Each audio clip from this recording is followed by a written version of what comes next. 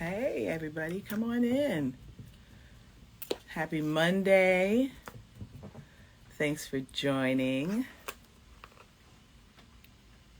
So, I am Indie School OG and Rise founder, Gina Parker Collins. Oftentimes, I just forget to, you know, announce myself, reintroduce myself, because I've developed so many great connections with all of you out there. Hey, thank you so much for joining.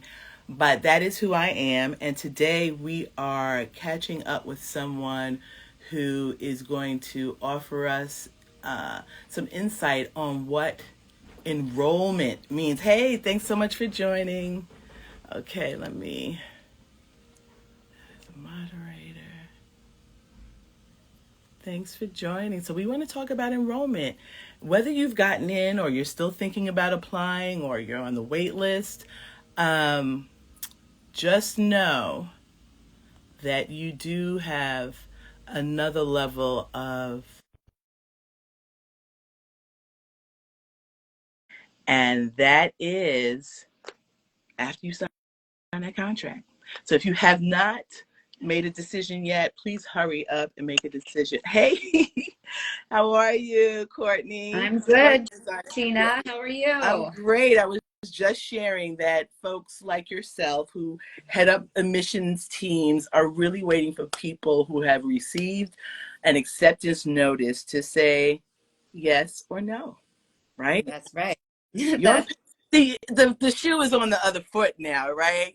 Our schools are in the hot seat and they want to know, are you going to accept them? Thanks so much for joining, everybody. Oh, wow. We have a lot of folks in here today.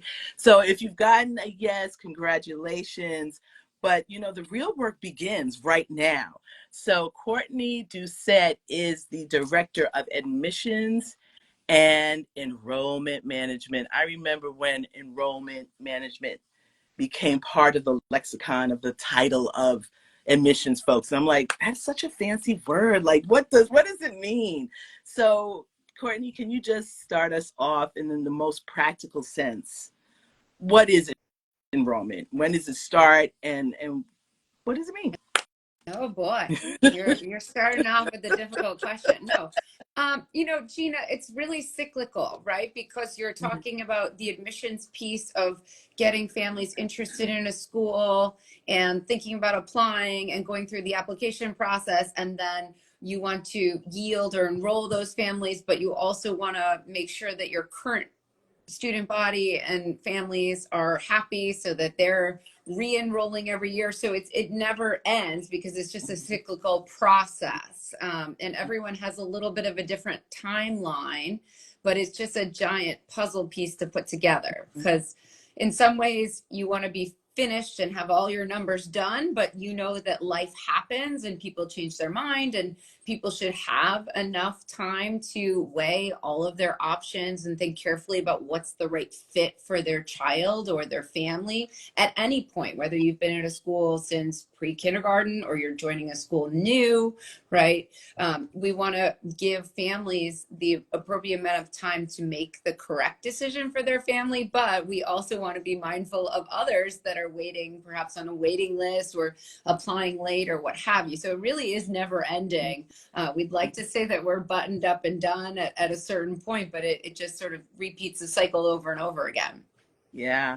And so that's when you think about it from the point of view of the school, right? Mhm. Like you're always enrolling, it's very cyclical. Thanks so much for joining, everybody. Um, and when folks let you know, especially if they say no, like that opens up an opportunity for folks on the wait list who are just waiting to come off the wait list. So it's really important for folks to get their confirmations into schools such as Rye Country Day School. I don't think we said you were from Rye. I think we just jumped in with your title. Courtney heads up admissions ever. I got my Rye hat on. Thank you for my gift. I love a baseball cap. So from the point of view, though, of parents, I want to talk about parents enrolling, because I always say, please apply. Thank you so much for joining, everybody. Apply as if you're enrolling. To have that mindset of, okay, I'm just going through a process right now. We're trying to find a match made in heaven. And once that's done, I've said yes, I've confirmed to you. I've written that check. Boom. Like Mm-hmm. you're enrolled, right? So Absolutely. how do I want to talk about how we want to let families know how to show up in the enrollment process. What does that mean? For me, right away I think of a sense of belonging. Mm-hmm. Like I belong in this Yep. school, right? I'm not going to wait for someone to make me feel like I belong, although our schools are doing a better job of making sure that everyone feels as if they are a stakeholder and they belong. And I know that Rye is really good at that as well. Um, so just having that mindset of I belong allows you to walk onto campus with a sense of ownership. Absolutely. And so after that, what do you want families to begin to do? Like, what do they need to do to enroll? Gina, that's a great question. I think throughout the entire process, I Yeah. just want to back up a little bit. Mm-hmm. When you start to look at schools, when you start your journey, you just have to be really honest with yourself, your child, your family. And as you're going through and you're going for school visits and you're looking at all these beautiful campuses and websites and all their offerings, if at some point something doesn't feel right and you feel like, yeah, this really isn't the place for me, Mm-hmm. whether you're still an applicant, whether you've been accepted, whether you're even a current student and you're not sure, it's so important just to be honest, right? You can always just sort of change your mind, abandon the process, Mm-hmm. to Mm-hmm. go in a different direction, and that's totally fine, right? Because there are so many wonderful schools out there. So it is important to find the right fit for you and your family. But again, as you were saying earlier, just being mindful that others, right, want those spaces, and Mm-hmm. whether you're a current family or re-enrolling, right, you want to Right. make sure you're paying attention to the deadlines and thinking about, is this the next right fit for your child? Say if they're maybe in 8th grade and going to the high school, maybe they want to explore other Right. options. Just never hesitate to be in communication with the school. That way everyone can plan, because I know that sometimes families get nervous and they say, well, if I tell them I'm leaving, they're going to judge me, or they're going to think less than me, or if I have other kids in the school, what have you. But really, Right. we just want to have an open line of communication so we know what's going on, so that we can plan to say, okay, you're totally entitled to do research and think about other schools. And because we're in education, we want your child to be in the best place possible to be happy and successful. And if it's not our school, like, Mm-hmm. go for somewhere else, go for a good journey, but just be honest so that then we can give another child an opportunity to fill that spot. So from the admissions lens, a lot of schools like Rye Country Day, once we give out our acceptances, we have a series of different events that take place. Some are virtual, but most are in person, because we want families to have another opportunity to come back to campus, really get all of the information, right? That There is, revisit day. That yeah. revisit day. Yeah. Yeah, there's revisit days. We have this evening an accepted families night. That's both for parents and our students that are accepted to grades 4 and up, right? It's just a different mindset when you're an applicant versus when you're an accepted student. And you might have the exact same questions, but they're going to land Mm-hmm. very differently when Mm-hmm. you're thinking about the reality of enrolling. Yeah, your I chest think, is out. Your chest is out a little bit when you ask these questions. Now you're proud. You're yeah. like you've won the prize, so you're really excited about showing up and asking those questions from a different vantage point. Yeah. Absolutely. But Mm-hmm. it goes back to also just being totally honest with yourself throughout the process, right? We have plenty of applicants that come through and ask lots of questions, and we'd rather answer them early on and know that maybe the school is too far of a commute for your family to make it work, Mm-hmm. versus once you get accepted, and then every year we have 1 or 2 families that say, but how am I going to get there? And that's very Yeah. far from my house. And it's always like, I appreciate the fact that you're like a dreamer and hopeful and optimistic, but the school doesn't move locations, right? It's still in the same spot. So just be Yeah. so honest with Yeah. yourself as you're going through. can I see myself? Can I make this practically work for my family? If I have multiple children applying, would I realistically be open to splitting them in different schools if all the entry points don't match, right? There are so many questions, and it is the practical reality of what is feasible for a family, but also the right fit for the child. So you really have to think about it for your entire family, for your child or children. In some cases, that makes it, of course, more complicated, but you just have to think about all the pieces and make sure you're talking to all those people, right? Yeah. I always say at Ride Country Day, at this point in time, the admissions office, we really take a back seat, right? Because all of the accepted families, they're done with us. They want to get to know now the teachers, the principals, the administration, the people that are going to work with their children on a daily basis. And that's who families really should get to know at this point. We still want them to, like, you know, stay in touch with us and be student ambassadors down the road. But really, your research now is about the day-to-day people, the coaches, the art teachers, the whatever your kid is into. Those are who you want to make connections with. Yeah, yeah, no, definitely. I mean, like, enrollment, again, when I think about it, I know for you at this point in time, and most admissions folks, all of them actually, it's about yield. Are, again, are you coming? Let me know. If you're not, let me know. Same for currently enrolled families, because it's about re-enrollment. Once you're in an independent school and you move from year to year, it's a contract. You are re-enrolling, you're recommitting to being a part of the community. And as soon as you write, thank you for joining, everybody. As soon as you write that check, you are part of the community. So you should be showing up to those revisit days. That's an opportunity. As Courtney said, I was at Rise event last week. It was amazing. An opportunity to get to know more people in the community, affirming that this is the right place.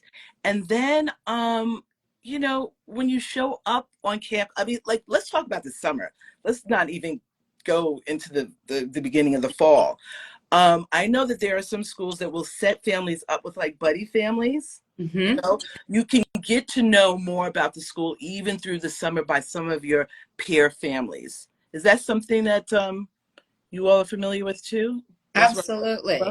Absolutely. So we work really closely with each of our division principals, right? We're pre-K through 12th grade school. So we work really carefully with them. And as you can imagine, the spring and the beginning of the summer, well, just really into June are just, it's a crazy busy time thinking about the end of the year, school year. And our principals, their focus, rightfully so, are on our current student body. So we in the admissions office try to do as much as we can to help the new families not feel like they're taking a back seat, but still tell them that they're included, right? So we host a couple of events in the spring just to help new families get to know other new families and the community.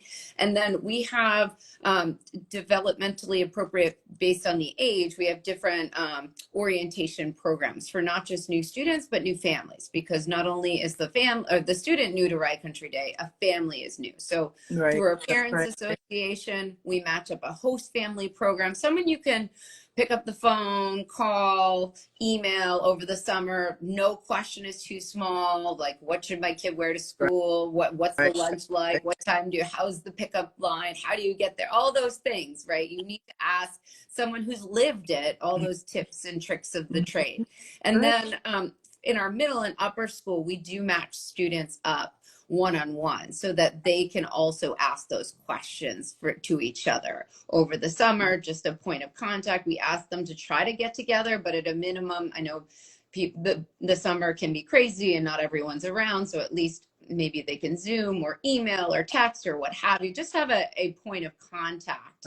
And then once school gets started, for our youngest new students, we'll do a Meet the Teacher Day. The middle school, we do a middle school orientation. They have their buddy. And then the upper school, there's a longer new student orientation that also involves we have preseason for 2 weeks at the start of the school. So really once the actual academic full day rolls around, everyone's very comfortable, but we're always mindful of that. Mm-hmm.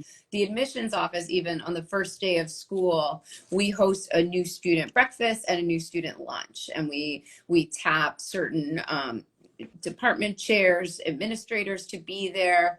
Also in our office, all of our ambassadors, Wildcat ambassadors, student ambassadors, tour guides, they're always helping with that too, and other leaders in the community. So, yep, Rye Country Day Wildcats, there we Yeah. are. Well, you've mentioned something that if families are not familiar with independent school culture and the various stakeholders that exist, you can get overwhelmed. I mean, there is something for everyone. There's a person for every person. I mean, you talk about deans, academic deans, you talk about counselors, you talk about, of course, the admissions team is still part of the enrollment process, your educators, the different department chairs, sports teams. I mean, there's so people that work in food service. I mean, work on the physical plant. There are so many people that are a resource to families at independent schools. And that's one of the things that we want to make sure, many of the things actually, we want to make sure families are aware of, that you need to leverage all the resources that an independent school has, right? If there are events, you need to show up to the extent that you can. Sometimes you have to divide and conquer, right? Mm-hmm. You had to show up maybe together as a team, as a unit, as a family during the admissions process, but you're in now. Just maybe, I've even seen grandparents at your event, right? There are grandparents who also want to be involved. It is so important to have representation, especially as Black and Brown families. And one of the ways to become engaged right away, I found, to find community within community, because let's be frank, you are going to be among the numerical minority if you're a person of color. That's just a fact. So how do you find community within community? And many of our schools, Rye included, has affinity groups for Black and Brown families. So yes, be part of the PA, the Parents Association, show up to that. But you can also find instant kind of identification and representation through our affinity spaces. Thanks so much for joining, everyone. So do you want to talk a little bit about the affinity space, and what that means, and how these affinity spaces are not in an attempt to get away from the majority of the community, but actually to enrich the majority of the community? Because once you feel comfortable about showing up here, you'll feel comfortable about showing up everywhere. Mm-hmm. Yeah, no, that's a good question and a good point, Gina, right? I think the affinity spaces at our school are simply talking about, we have a group that's underrepresented, but we want everyone to join together to think about new and different ways to talk about different issues, whether it's being new to the school or gathering the sense of belonging, really having these angles in these spaces where a lot of our groups, I will say, have now sort of merged, and we do things with students and adults as well, right? So our most recent group is, like all independent schools, we love a good acronym. So we're POSTOP, which I think is Parents That of Students of part. Color, right? And a lot of times we'll do things where we'll invite students and we'll invite parents and guardians. That helps with if you have dual working families, parents, and you maybe can't get there, but you know that you can bring your child. We'll have some childcare on campus, or we'll do things where we'll split the students up and the parents. So the parents can talk about their things, students can do some team building and bonding of some things that they're facing, and then we can bring them back together and build community a little bit better in that sense. But yeah, it's always important that we acknowledge that while our schools are always working and being mindful of different groups, we want people to feel like there are others like them and that they feel like they can belong, but find a space within a space. Right. It's so critical. Right. Yeah. And it's really a good launching point too, because we don't also want families just to get stuck there. So at school, again, I'm so glad you brought up that point about acronyms, because we do love an acronym, right? So you have POC, parents of color. You have SOX, students of color society at some other schools, Yeah. like a Riverdale has that. And then you have POSOX, parents of students of color. I mean, it just goes on. Mosaic could be another one. But again, this is really a way for you to find affinity in these spaces, learn tips, learn school culture, and then begin to fan out, right? Like, because before you know it, you could be the president of PA, right? But you have learned some leadership skills, and felt more confident through your networking and affinity group. So another part.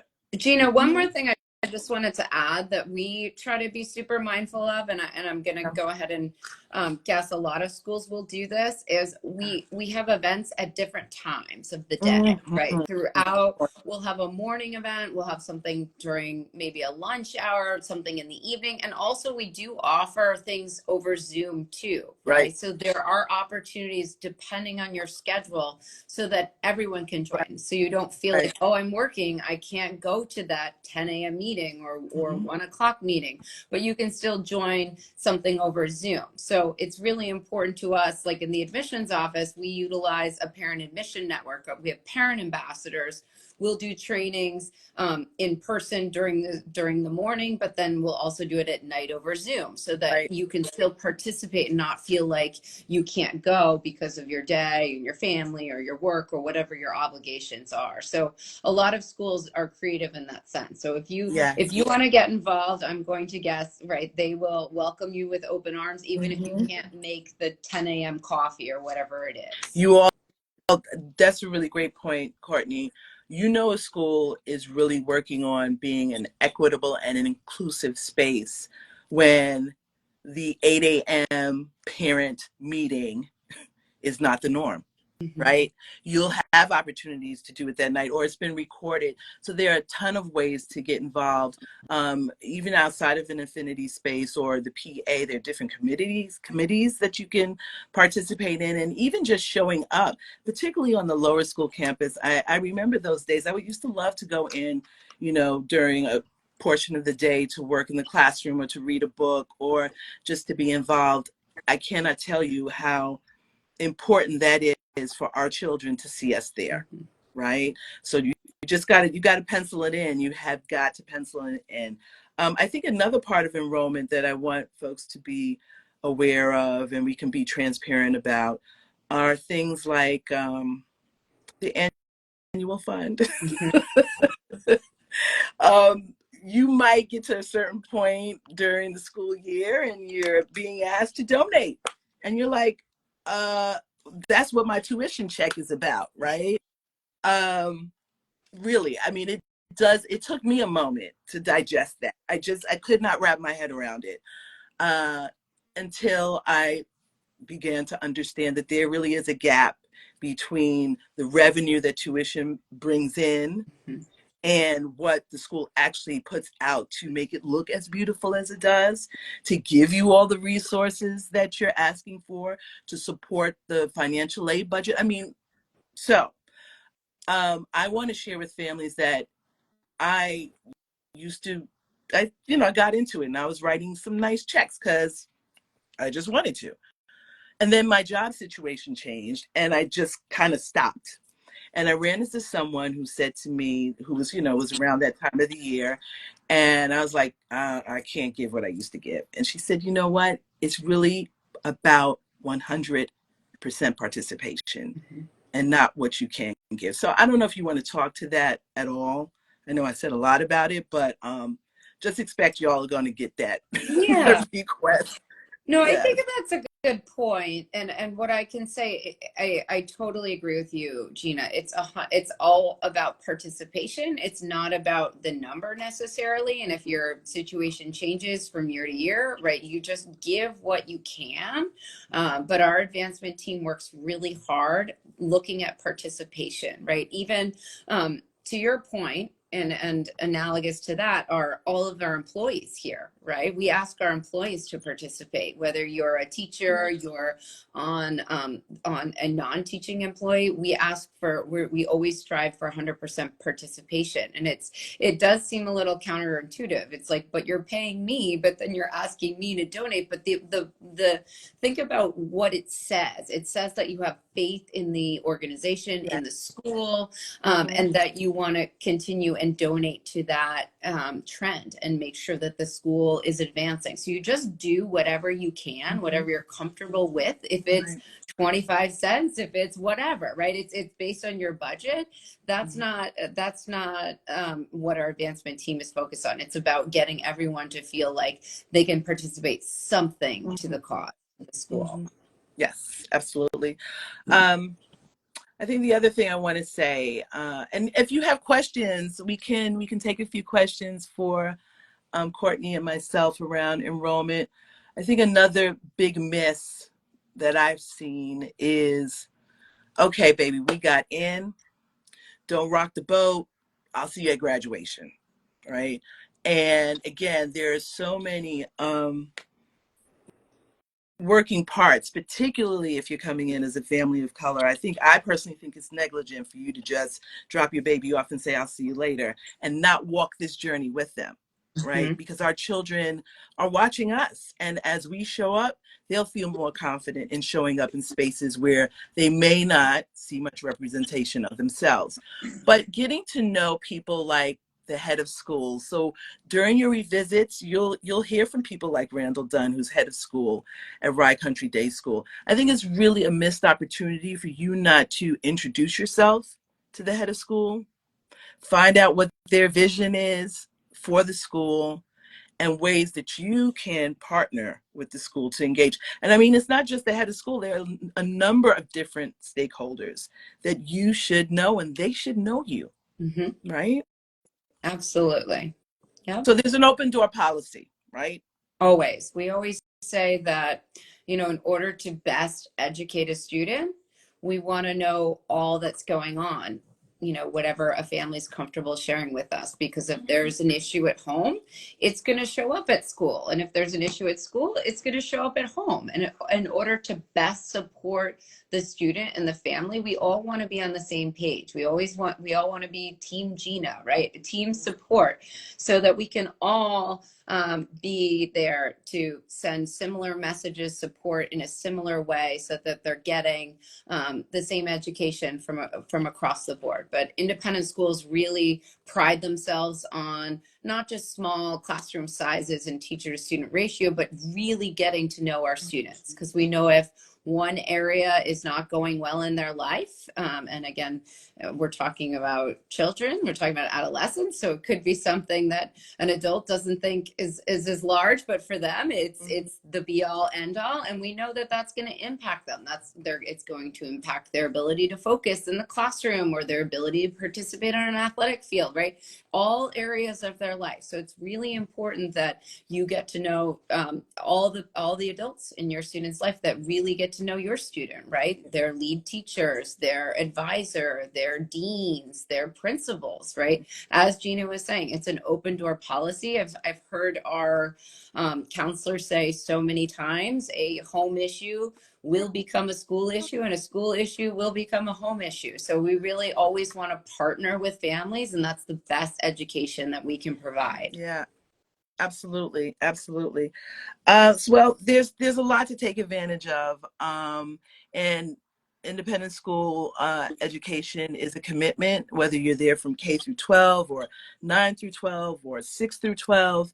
Um, and it's your place, it's your space. So I really want and wish for families to hurry up and feel like you belong, right? Like, and get involved. And it's an opportunity for me. It was for me, for sure, to go back to school, because I felt like I was gypped. I mean, I thought I had a good education, but once I experienced an independent school education, it was like, wow.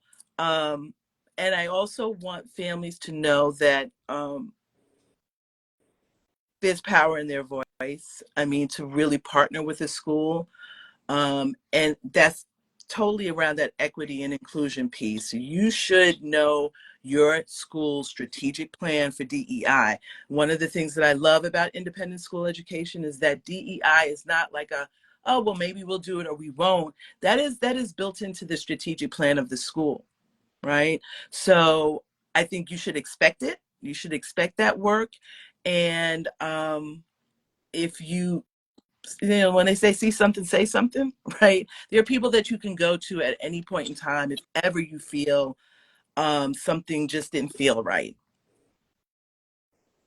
right? Absolutely.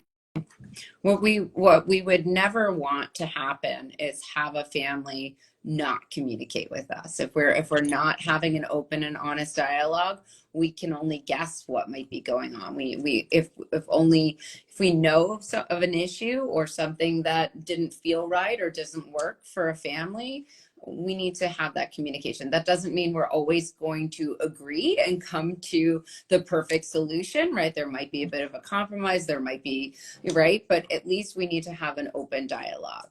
Yeah. Yeah. I always, say, you know, it's not what happens, but it's how it's handled. Mm-hmm. So families should have that level of expectation to speak with your children on a day-to-day basis. Check in, take a temperature check, right? How are things going? And encourage that with your children to also be able to advocate for themselves, because that's really what it's about. So we love our schools for that. Oh, we do have one question. I'm going to shut up and ask this question. Oh, hey, Nozipo. Okay, so what are ways students and families connect with other students and families when they live further away from the school, or find other families they can connect with that live close to them? I think you touched on this a little bit earlier. I think you all are very intentional in the office if you are buddying up families that they hopefully live in an area. So for instance, Rye is in, kind of like almost in the middle of Westchester, right? But if you have a family that's coming from the Bronx, you have other families from the Bronx. Absolutely. Mm-hmm. Families will come to us often and say, can you help connect us with other families from Manhattan or other families that might be in the outskirts of our radius of where families come from? And we can pull those zip codes, and we check with those families first, of course, and we say, would you be comfortable just connecting with a family, whether it's trying to set up a carpool or just ask just different questions. But we're very mindful of that because we pull from so many different school districts. A lot of things are happening on our campus because that's our central point, right? Right. But absolutely, just check with the admissions enrollment office. They'll always connect you with families that you might not have even realized are right there, and they can talk about their experience. Perfect. Well, we are on that 30-minute mark today, and I know you have to get back to doing your enrollment management stuff. And I want to thank everybody for joining. Share this video. Oh, we got one more question. Hold on. Okay. Thank you both for the insight. Please, can you talk about wait lists and what contributes to chances of getting in after you've been placed on a wait list? Okay, so we're going to close out with this. This is really right back to your yield thing, because this is what is important to Courtney right now. Yes. I need to know who's coming in, who's not, so I can move this wait list. Right. No, I appreciate this question. The wait list is a very challenging place to be because you're in this sort of no man's land.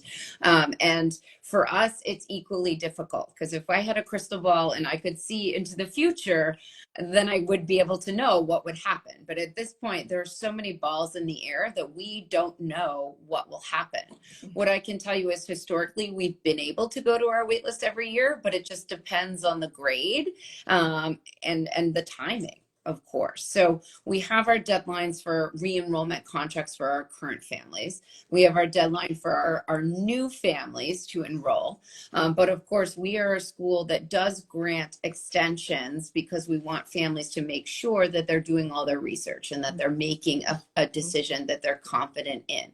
And then even so, things happen, right? Families move away for a job or something happens, sometimes into the summer, and a family will call us and say, oh, we're not returning to the school. So you never really know, as I was saying in the beginning, when enrollment is done, because it's never really Yeah, finalized till that's say true. the very start of school. But if you're on the wait list, have faith in the sense that a wait list for us really means we think you would be a good fit at Rye Country Day. It's just we didn't have the numbers, we didn't have the space. So have faith and take a little bit of comfort in that. That's not a rejection. It's a we're down to a space factor. And then we always tell families, make sure you keep us current. If there's anything new in your child's life, if there are new recommendations, new transcripts, you take a test again, what have you. And then it's really important to also reiterate your interest. If you still can tell me well into the summer that Rye Country Day is your top choice and you will come if you're accepted, that's very helpful for us versus if you've enrolled at a different school, for example, right? It's also helpful to know if you want to be taken off of our wait list. We really call it a waiting pool, and then we'll Right. see if a space opens and for what grade, and then if we can go to the waiting pool. So it's very complicated. It can be, it's not great for someone like myself who's a very impatient person. I want immediate You want to know gratification, right? now? Yeah, But it that's a goes tough back spot to be to, in. yeah, that's why it goes back to those families that we do accept and our returning families. Once you make that decision, just be honest so that we can then move on to someone who is eager to take that space and will accept that space as soon as you accept them. And that also goes, unfortunately, I have to say it, for any family that's tying up financial aid dollars, which are such a valuable resource. So if you're, it's fine to take the time and do your due diligence and make sure you're making the correct decision, but don't just sort of say, oh, well, I'll get to that when I get to that. Think Right. about those others that really are eager and wanting those spaces. Yeah. And I want to add this before we hang up too about the money piece too. One of the things that I've learned over the years as an indie school OG is if a waitlist space, and it could be different for your school, but if a space opens up and the person who's not going to take the spot did not receive financial support, then more than likely the person that might be picked off the list might be the one that does not need financial support, meaning like it's black and white. Like if that person who's leaving or decided not to come or is not re-enrolling is leaving a bucket of money, leaving a bucket of financial support or financial aid, however you want to call it, on the table, then it could go to someone who needs financial support. Absolutely. Okay. Yes. A Right. lot, and a Gotcha. lot of schools do that as well, Because right? Some because schools. families will find that, okay, I got off the wait list, but where's the money? Right, exactly. We think that that's even worse to say, oh, we want to accept you, but you're on a financial aid waiting list, right? We don't Right, do right, financial aid right, waiting lists for that reason. So if right. we are able to accept someone who applied for financial aid, we also issue the grant at the same time. That's a really important thing that we do so that families feel like, okay, I can make an informed decision Right. and I have all of the pieces of information at my fingertips, not another wait list that you have to go through, right? This process is hard enough. So we want to make sure that if it's something that we can offer, we do it to our fullest extent. Yes. Okay. Well, that's a whole nother can of worms. So Yeah. we won't see. I know you were like, Gina, do we have to go there? But Mhm. like we hope that everything just meets right in the middle. Courtney, we want to thank you for your time. Thank you everybody who joined. We have a lot of folks that were on today, a lot of folks that I know. Hey everybody. Happy Monday. So thank you so much. And congratulations. Thanks for the love to the folks who have received yeses. Please let the school know if it's a yes, no. Those who are on the wait list, we just keep praying it up that you get off the wait list, and wherever you land, it's in divine order. It's in divine order. So thank you so much, Courtney. Thank you, Gina. All Wonderful to right. see everyone. Yes. Okay. Bye, everybody. I'm still trying to wave to everybody. All right. See you soon. Bye. Thank you.